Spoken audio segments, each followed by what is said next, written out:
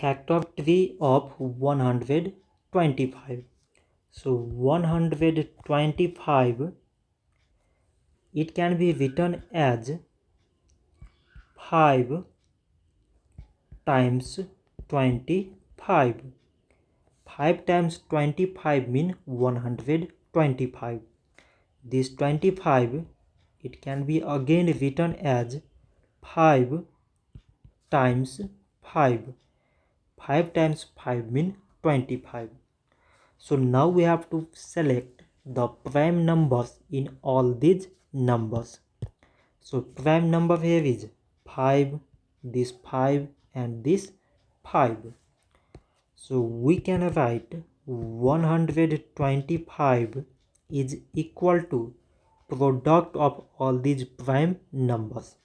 So first here it is 5, this 5 and at last this 5.